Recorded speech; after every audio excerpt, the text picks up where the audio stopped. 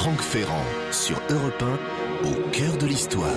À partir de demain et jusqu'à lundi vont être dispersées au Palais de la Bourse à Paris la fabuleuse collection d'Hélène Martini comprenant de nombreux costumes des grandes revues des Folies Bergère. De quoi donner des idées à Franck Ferrand. Bonjour Franck. Bonjour Julia, bonjour à tous. Des idées de plumes, de strass et de paillettes, des idées de cabaret, de music-hall. Monsieur Trenet, c'est à vous. Moi, j'aime le music-hall. Ces jongleurs, ces danseuses légères et le public qui rigole quand il voit des petits chiens blancs portant faux col. On aime le music-hall sur Europe 1. Eh oui. Et vous avez beaucoup d'invités cet après-midi d'ailleurs. Oui, à commencer par Jacques Pessis, la mémoire du music-hall en général et des Folies Bergère en particulier. Aimée Librizzi qui a dansé aux Folies, elle est aussi avec nous. Et puis les commissaires-priseurs de la grande vente de la collection Martini. Je suis enfin allé rencontrer hier Madame Hélène Martini, une légende vivante qui a accepté de répondre à mes questions. Demandez le programme, Julia, ou plutôt ne le demandez plus puisque vous l'avez.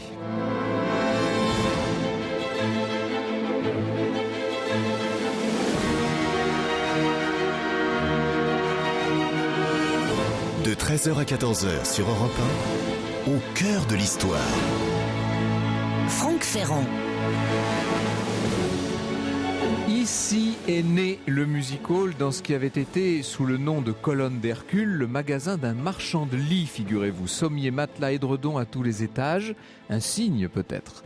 Un certain Louis Montrouge s'est laissé fasciner par l'afflux à Paris de foules avides de plaisir, des foules attirées par l'exposition universelle de 1867. Alors, il transforme le magasin en théâtre, sur le plan d'un théâtre lyrique, on aura l'occasion d'y revenir, et c'est ainsi que voit le jour, au printemps 1869, c'est-à-dire avec un peu de retard sur ce qui était prévu, les Folies Trévises, c'est leur nom à l'époque. 1869, reconnaissons que l'époque, en dépit des derniers feux de la fête impériale, est mal choisie, car un an plus tard, c'est la guerre contre la Prusse, c'est l'écroulement du régime et le siège de Paris, et puis la Commune.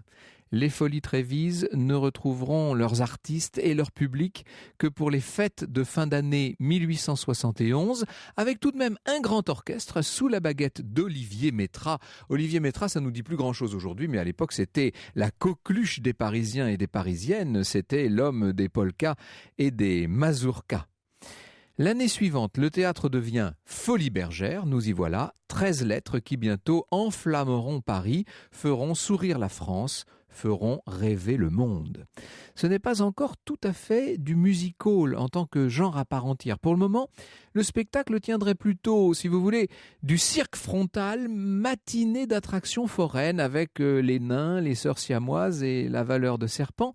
Ce qui très tôt, disons-le, va faire la fortune et la sulfureuse célébrité des Folies Bergères, c'est le fameux prom noir.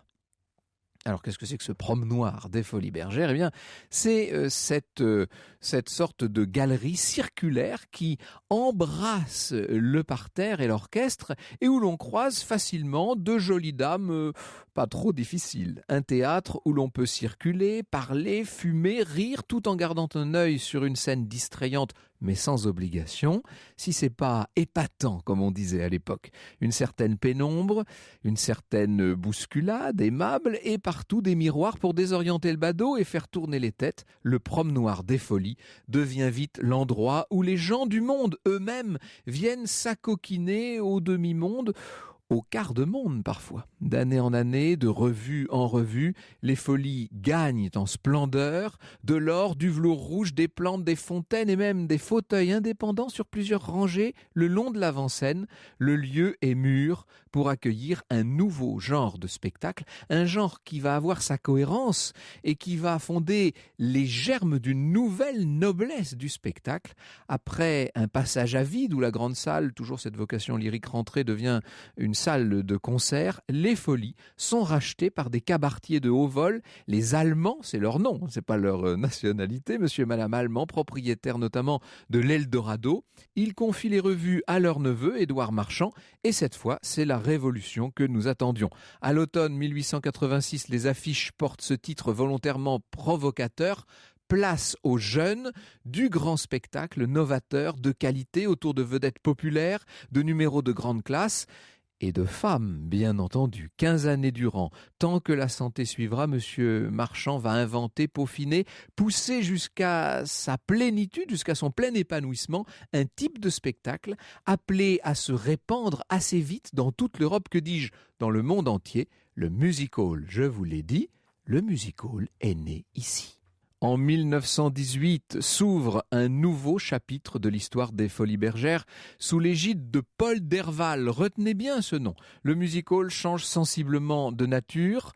On peut dire que c'est devenu maintenant le moment, l'heure est venue des revues à grand spectacle avec effets scéniques, débauche de décors qui changent sans cesse, des costumes, des plumes, du strass. Le spectacle tourne désormais autour d'une troupe de girls, comme aux États-Unis, comme en Grande-Bretagne aussi, ce qu'on a parfois tendance à oublier. Les girls des Folies vont devenir paradoxalement le modèle des petites femmes nues que l'on vient voir de loin. Dans les années folles, plus de soirées endiablées sans une séquence femmes nues.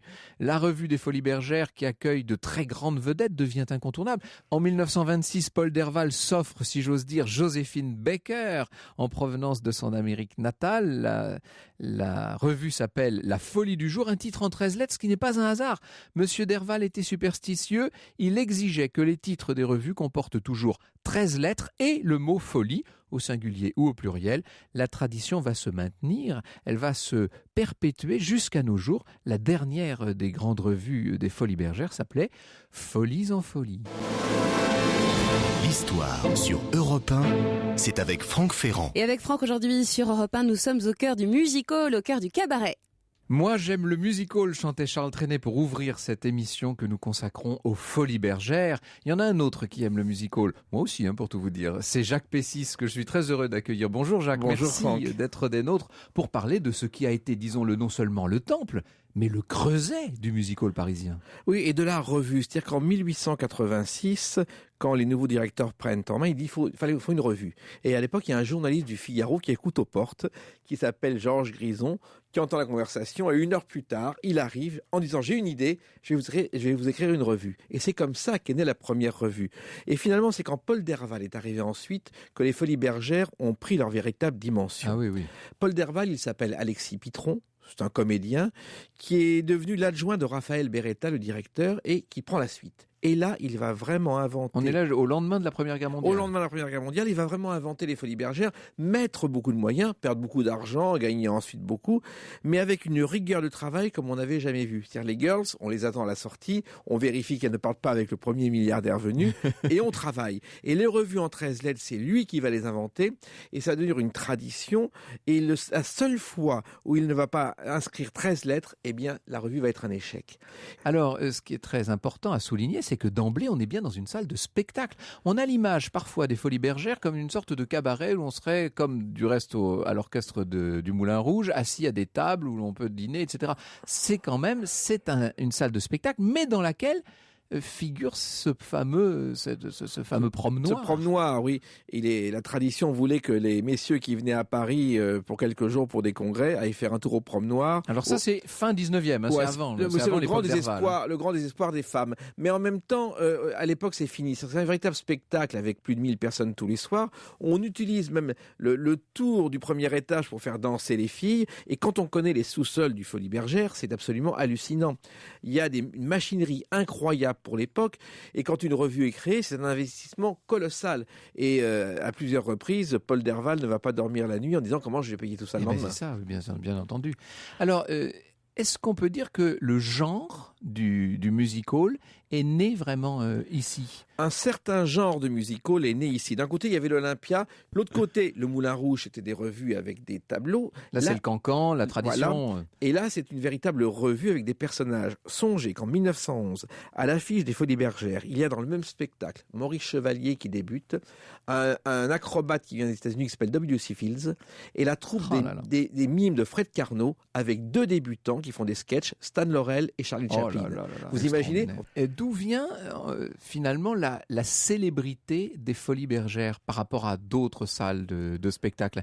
D'où vient le fait qu'elles se sont confondues avec l'idée de Paris, de la vie parisienne et des spectacles légers?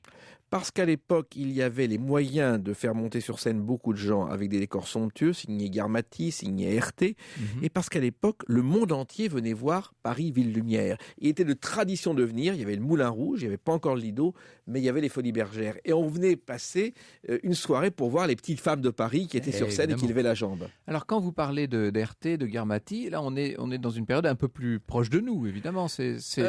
Garmati, il a duré 55 ans en Folies Bergères. Oui, c'est ça qui est incroyable. Il a commencé de façon incroyable. Ça a été le scénariste, metteur en scène, costumier.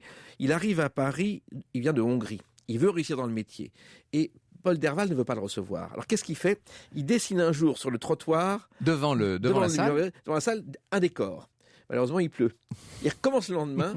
Paul Derval descend furieux, lui nettoyer avec une serpillière le trottoir, mais le reçoit quand même. Et il va devenir le grand Manitou des Folies Bergères. Ah, ça sera vraiment l'homme des petites femmes des Folies pour le coup. Oui, et moi je me souviens à la fin de sa vie, il devait avoir 90 ans, il était là tous les soirs. Il est mort en 1996. Voilà, et il était là tous les soirs au fond de la salle et il regardait le spectacle pour vérifier que chaque détail collait, même un spectacle qui existait depuis plusieurs années. Alors nous avons la chance, cher Jacques Pessis, d'avoir dans ce studio quelqu'un qui a bien connu Monsieur Garmati et d'autres, bien entendu, oui. Puisque vous avez, dansé sur la scène des Folies Bergères. Ça, c'est extraordinaire. Bonjour, Émilie Brizzi. Bonjour. Vous avez écrit un livre qui est passionnant, je le dis, ça s'appelle Folie, donc au pluriel, bien sûr. Folie, raconte-moi, où vous établissez une sorte de dialogue avec cette salle mythique, avec cette scène, et où vous racontez vos propres souvenirs. C'est très émouvant. Quel souvenir avez-vous de ce grand Manitou, comme vient de nous dire Jacques Pessis? Moi, quand je suis rentrée aux Folies, j'avais même pas 18 ans. Eh C'était en 1968.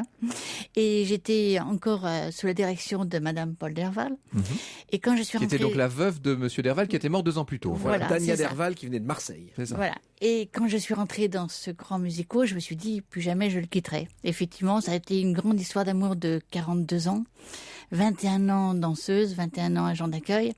Et quand j'ai quitté la scène, le 28 juin 89, c'était comment dire, une grande souffrance. Eh bien, cette histoire d'amour qui a l'air de se finir mal, mais en fait non, ça finit, c'est poignant, mais ça finit bien, vous allez voir, je vous propose de la revivre ensemble dans un instant. Jusqu'à 14h sur Europe 1. Plongez au cœur de l'histoire avec Franck Ferrand. Avec vos invités aujourd'hui, Franck, sur Europe 1, Émilie Brizzi, qui a passé 42 ans aux Folies Bergères comme danseuse, également avec nous, Jacques Pessis, bien connu des auditeurs d'Europe 1.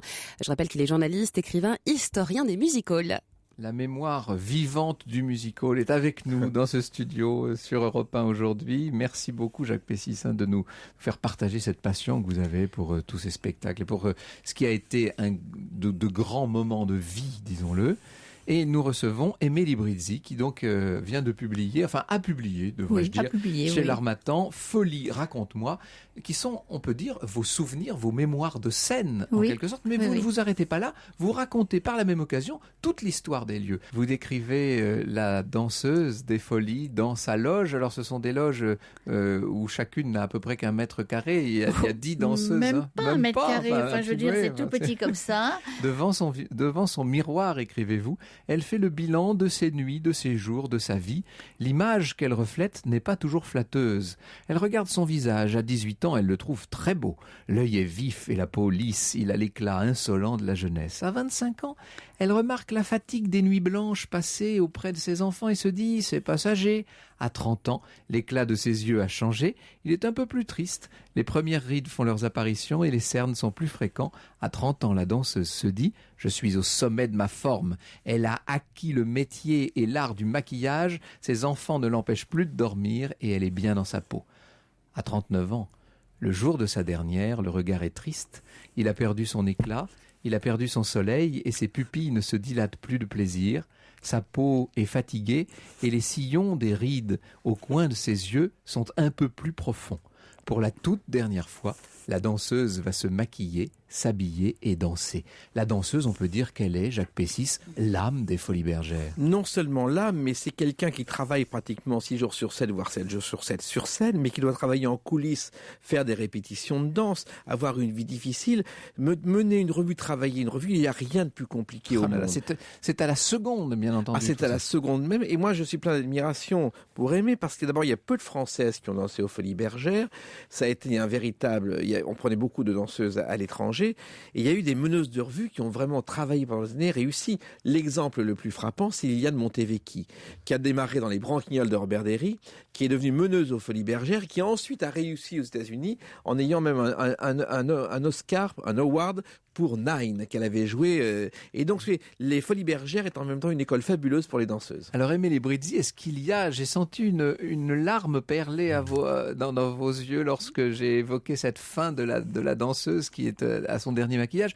Est-ce qu'il y a une revue qui vous a plus marqué que d'autres? Est-ce que vous avez des souvenirs qui sont plus forts? La revue Folie je t'adore a été un tourbillon. C'était quelle année ça C'est la 3e, ça doit être... on est au milieu des années 70. Oui, voilà, la première, elle faisait 68, 72, l'autre 72, 77 et l'autre 77, 82. Oui, il fallait 5 ans pour amortir bien sûr, une revue. Oui. Et cette revue, Madame Martini a invité un nombre incalculable de vedettes. On est passé par Norma Duval, on est passé par une japonaise, Lisette Malidor. Lisette Malidor, Betty Swiding. Donc on a eu, à chaque fois, on faisait des tableaux pour elle, ce qui veut dire que dans cette revue, c'est un véritable... Moi j'ai tous les programmes, et quand j'ai voulu reclasser pour mes propres books, j'ai passé un temps infini parce que on a toujours un Venise, on a toujours un grand tableau, voilà. Ils portent pratiquement le même nom, les costumes sont différents, mais à moins vraiment d'avoir le tableau pour la japonaise, ou le tableau pour Bertis, ou le tableau pour Norma, espagnole et tout ça.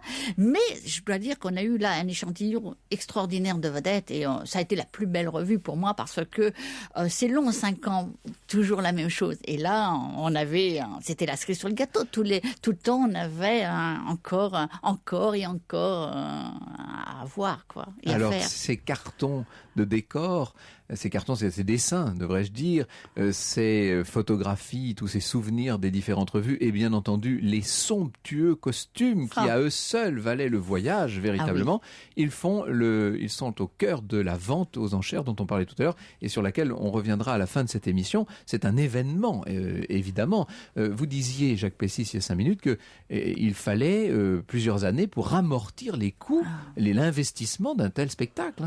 C'était 5 ans minimum, et les costumes valaient une fortune. Ils étaient réalisés dans les ateliers sous la direction de Madame Martini et puis de ses prédécesseurs, et chaque détail, on ne pourrait plus imaginer des costumes aussi bien faits avec de telles matières. Aujourd'hui, c'est impossible. Alors, le nom de Madame Martini affleure dans vos réponses.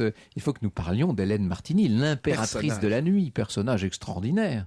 Écoutez, elle vient de Pologne, elle a perdu sa famille, elle a échappé à la guerre. Elle arrive à Paris en 1937. Et en 1937, avec une amie, elle va voir la revue des Folies Bergères, dont la tête d'affiche est Nita Raya, qui est à l'époque la femme de Maurice Chevalier. Et puis, il y a un casting, comme on ne dit pas encore à l'époque, et elle est engagée. Une audition. Une audition. Elle est engagée parmi les mannequins, et pendant plusieurs mois, elle va danser aux Folies Bergères, se déplacer, se mouvoir, avec une grâce formidable. Et puis, elle rencontre un monsieur dans une librairie parisienne du quartier de Saint-Germain-des-Prés, monsieur Martini. Elle va l'épouser, et plus tard, monsieur Martini va vouloir lui offrir les Folies Bergères. Malheureusement, il meurt avant, et pour exaucer son vœu, elle va racheter les Folies Bergères en 1974. Et elle en sera la propriétaire pendant très longtemps, jusqu'à l'année dernière.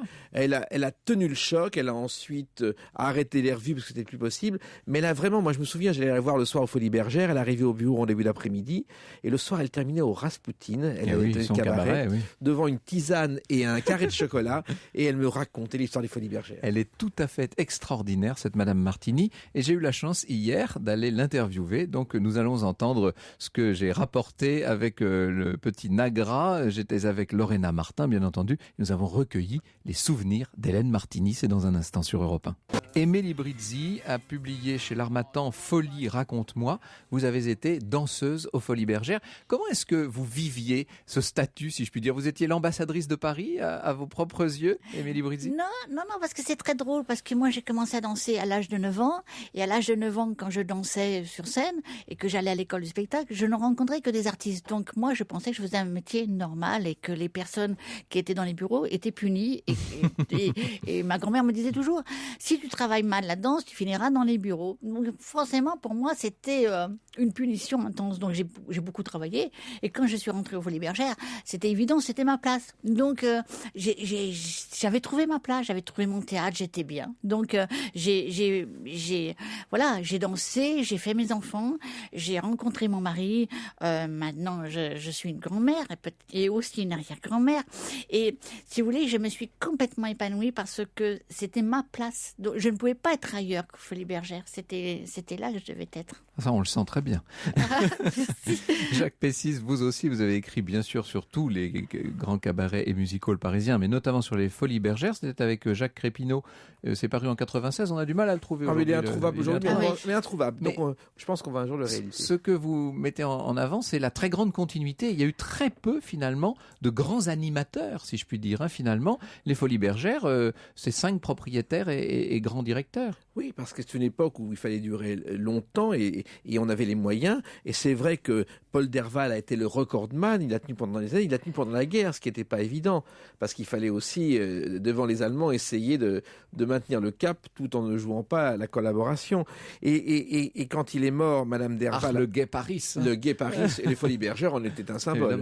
Et Hélène Martini a maintenu la tradition. Elle avait les moyens de le faire parce qu'elle travaillait. Elle avait. C'est une reine des bars de Pigalle et des théâtres de Pigalle. Elle dirige les Folies Pigalle toujours aujourd'hui parce qu'il fallait des moyens pour investir dans ces lieux-là. C'était pas évident. N'importe qui aujourd'hui ne pourrait pas reprendre les Folies Bergères. Imaginez un appartement entièrement décoré, très haut de plafond, assez étonnant, tout près de la place Pigalle, entièrement décoré par RT. Vous entrez dans un univers à part entière. Cet univers, c'est celui d'Hélène Martini. Nous sommes allés avec Lorena Martin l'interviewer hier et voilà ce qu'elle nous a dit. Ce qu'il faut dire en quelques mots à vos auditeurs, c'est que vous êtes né en Pologne, vous avez fui la Pologne à la fin de la guerre, vos parents sont morts pendant la guerre, votre père a été fusillé, votre mère est morte dans un bombardement, et vous arrivez à Paris à la Libération, et assez vite, vous allez d'ailleurs travailler aux Folies Bergères, comme un signe prémonitoire. Je m'arrêtais toujours dans un petit hôtel, toujours le même, 8 rue Caillot. Dans la chambrette à côté, habitait la maîtresse de Rigoulot. Je ne sais pas si vous avez entendu parler. C'était l'homme le plus fort du monde. Enfin, une sorte d'athlète de foire, en quelque sorte. Alors, elle m'a invitée aux Folies Bergères. Je suis allée d'un mot à l'autre. Ah, mon Dieu, qu'elles sont belles, les filles, elles sont formidables. Je lui dis, oh, n'exagérons rien. Je me présente, on m'engage. Chiche, et puis voilà, ce fut fait.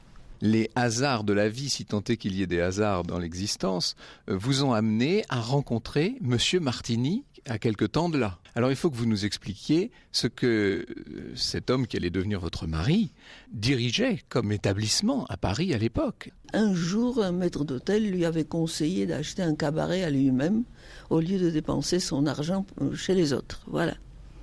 Donc il a acheté un cabaret, ici en dessous, qui s'appelait le Pigalle. Et c'est là où je l'ai connu. Voilà. Donc à l'époque, il ne possède que le Pigalle. Oui. Alors parmi toutes ces grandes maisons, il y a eu donc le Pigalle, il y a eu les Folies Pigalle, il y a eu le Sphinx, le Narcisse, le 50-50. 50-50, l'Aiglon, mon Dieu, que sais-je, Sherazade. Parlez-nous donc de Sherazade, de cet orchestre. Eh bien, Sherazade, une belle maison, oui, un cadeau de mon mari. Oui, un jour, une surprise, un cadeau surprise. On prend sa voiture, on y va, où ? C'est un secret, nous arrivons, il m'a dit, voilà, il m'appelait Saddam. Il disait, voilà, madame, tu pourras écouter les tziganes chez toi. Ah non, mais c'est un monsieur très bien, il savait vivre. Ça ne court pas les rues. Votre mari vous a quitté en 1960 ? Et vous vous retrouvez donc à cette époque, très jeune encore, à la tête d'un véritable petit empire de la nuit parisienne. Oui, mais vous savez, après ce que j'ai vécu, rien ne me fait peur. Hein. Ça, alors là, vraiment, hein. C'est peut-être ça, mon côté fou. Et puis voilà. Alors, partout, je faisais des revues partout, costumes dessinés par RT, il y avait un orchestre partout. Enfin, on faisait quelque chose de bien, oui. C'est à ce moment-là que vous revenez, si je puis dire, aux Folies Bergères, mais alors cette fois en tant que propriétaire. Oui, sur un coup de tête, parce que M. Martini a toujours voulu m'offrir cette maison, mais je l'ai fait à sa place, voilà. Vous parliez d'Herté, donc qui a été ce dessinateur extraordinaire, un véritable créateur d'univers, disons-le. Vous étiez proche de lui. Nous sommes ici d'ailleurs dans votre appartement qui a été décoré par Herté. Oui, entièrement, oui. Oui, j'aimais beaucoup Herté. Je l'ai connu tout à fait par hasard, où il était dans les creux de la vague, si je puis dire.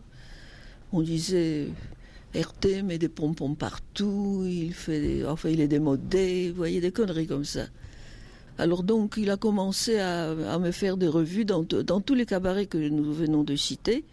Il y avait des revues, et c'est toujours Herté qui me faisait des costumes et des décors.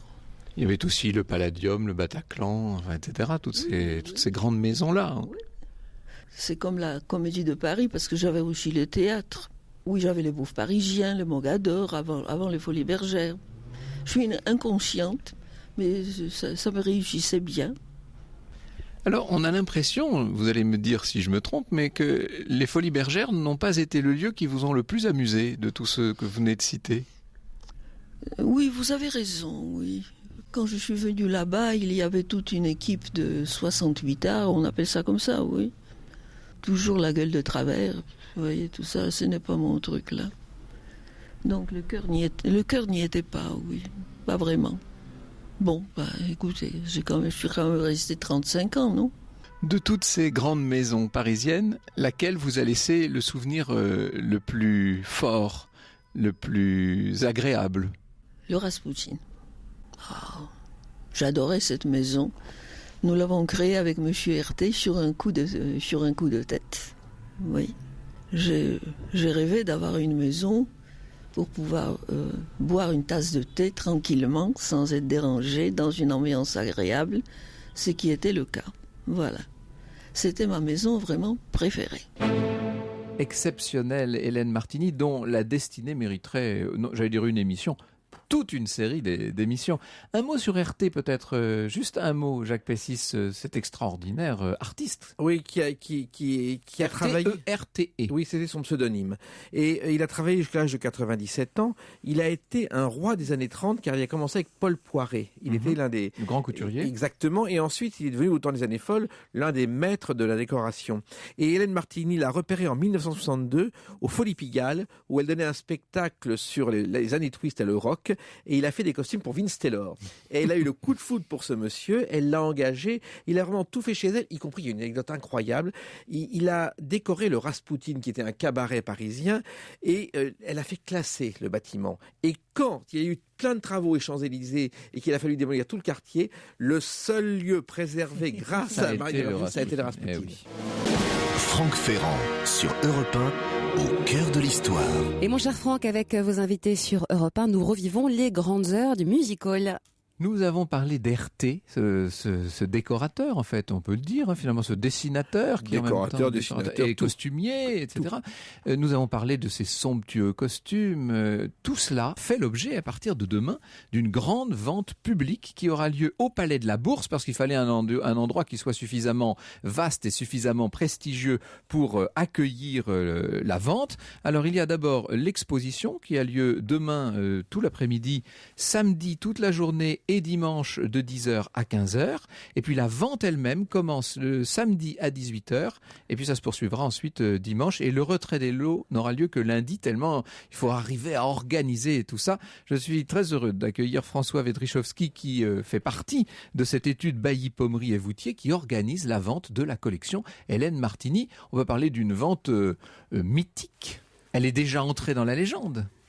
C'est une vente de folie. Voilà, c'est ça, exactement. Tout Et on a choisi justement, comme si on faisait une dernière revue, un titre vente au pluriel de folie pour avoir les 13 lettres aussi. Ah oui, d'accord, vous Voilà. êtes dans la tradition de Oui, dans la Monsieur tradition. Derval. Et c'est vrai qu'il y a plusieurs ventes, donc c'est pour ça qu'on a mis le S et c'était aussi un pari fou. C'est une folie de réaliser cette vente parce que quand on est arrivé et quand on a rencontré Madame Martini, on a dit banco, on y va, comme ça sur un coup de tête comme elle aime. Mais après, quand on a découvert, Je ne vous dis pas, c'était pharaonique. Tout ça, alors quand je dis tout ça, il faut expliquer ce que vous allez vendre déjà. On va vendre des affiches, des programmes, des costumes. Jusque-là, j'allais dire, c'est assez classique. Affiches et programmes, ça va plaire à Jacques Pessis et à un certain nombre d'amateurs, mais on est dans une vente relativement classique. Mais alors là, vous nous parlez de costumes. On arrive aux costumes. Ah oui. Donc on a à peu près de 1974 à 2000 les costumes des différentes revues.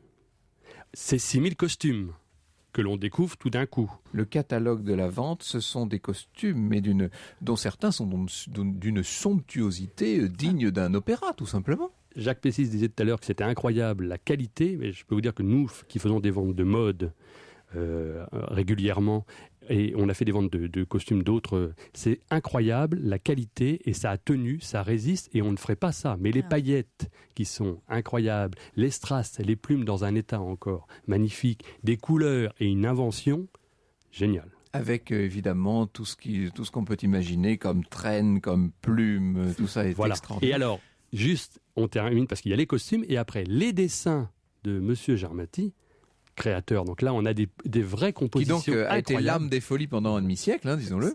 Des maquettes, des sérigraphies d'RT, quelques dessins d'RT, et on termine avec des photos. Là, une partie de la bibliothèque d'RT, à chaque fois, ça arrivait, c'est magique. Alors, il y en a combien de ces costumes ? Quand je dis costumes, ce sont des tenues d'hommes et de femmes. Il y en a d'ailleurs que vous présentez aussi, là en photo par couple, c'est très spectaculaire. C'est un gros travail, on a dû faire 150 photos et donc habiller tous les mannequins pour leur redonner de la vie. Il y a aussi des accessoires, des chapeaux, des... D'un point de vue pratique, vous allez les mettre sur des mannequins pendant les ventes, oui. On a 10 heures pour monter une revue. C'est une folie. C'est une folie. C'est vraiment une folie jusqu'au bout. Vraiment jusqu'au bout. Là, oui, c'est et heureusement, on a été très bien entourés parce que puisque c'était une folie aussi, il fallait retrouver de la documentation, trouver des témoignages. Et donc, Aimé nous a aidés. On s'est entouré de plein de personnes. Donc, ça a créé une émulation. Et c'est toute une revue où il y a... Voilà, c'est vraiment une revue où au centre est Madame Martini et puis autour, tous ces gens qui participent. Il y a des costumes qui sont assez légers, pour pas dire assez coquins, et puis il y en a d'autres alors qui sont des énormes tenues qu'on n'oserait même pas imposer au pire des empereurs aztèques. Je vois des toques de plumes, tout ça, ça doit peser très lourd, non ? Ben voilà, moi la première fois qu'on m'a mis une cape sur le dos, c'était pour le tableau de Sherazade, et j'ai plié les genoux, je me suis dit... Et alors, moi qui ai des cheveux très courts, on m'a mis des chapeaux d'une hauteur phénoménale qui ne tenait pas. Il a fallu trouver des astuces épouvantables, des bigoudis, des épingles mises au travers pour porter ça, parce que c'est vraiment très lourd. Moi, je fais 1m64. Quand je suis arrivée aux Folies, je faisais toujours 54 kilos. Et je peux vous garantir que les capes avec des sequins énormes, un tissu lourd et tout ça, heureusement qu'on faisait que défiler. Mais quand il faut monter le grand escalier ou le descendre avec ça, je vais vous dire que nous, les petites danseuses, on a plus de mérite que la vedette, parce que la vedette, elle est soutenue avec elle est portée. Parce que nous, on n'avait que notre petit corps pour porter ces magnifiques capes. Et je dois vous dire que le grand escalier a été la trouille de ma vie pendant 21 ans, ce qui représente sans jamais une marche manquée, disons-le. Ou vous savez, pas une marche manquée, mais pas loin quand même. François Vedrichowski, on voit l'exposition commence demain, c'est bien ça, hein ? L'exposition commence demain. Donc au Palais Brongniart à Paris, à la Bourse. Voilà, et elle ne dure que 2 heures vendredi, parce qu'il faut installer tout ça. On commence à 7h du matin jusqu'à 16h. Mais vous ne craignez pas les queues sur les trottoirs ? Vous allez avoir du monde, à mon avis. Est-ce que ça va être à prix abordable ? C'est la bourse à porter toutes les bourses. Voilà. ça dépendra des enchérisseurs, par définition. On imagine le monde qui devait travailler pour une revue comme ça et dans un tel cabaret. Des centaines de personnes. Et moi, je me souviens des coulisses des Folies Bergères. Il y avait chaque fois une ville entière pour travailler sur chaque costume, sur le maquillage. Et les filles travaillaient énormément. C'est-à-dire qu'il n'y avait pas une seconde de perdu. Merci infiniment, Jacques Pessis, d'avoir été des nôtres. Je renvoie tous vos ouvrages sur le Music Hall, bien entendu, et vous savez que la porte est grande ouverte. J'espère que nous aurons l'occasion de vous revoir très bientôt. Merci, Aimé Librizzi. Je rappelle le titre de votre ouvrage, Folie au pluriel, raconte-moi. Ça a été édité chez l'Harmattan en 2008. Et puis, donc, on peut voir cette vente aux enchères de l'étude Bailly, Pommery et Voutier demain au Palais de la Bourse. Demain, samedi, dimanche, et on retirera les lots lundi. Et le 13 aussi. Et le 13 aussi. Très important, la vente de stock. C'est dit. Merci beaucoup. Merci.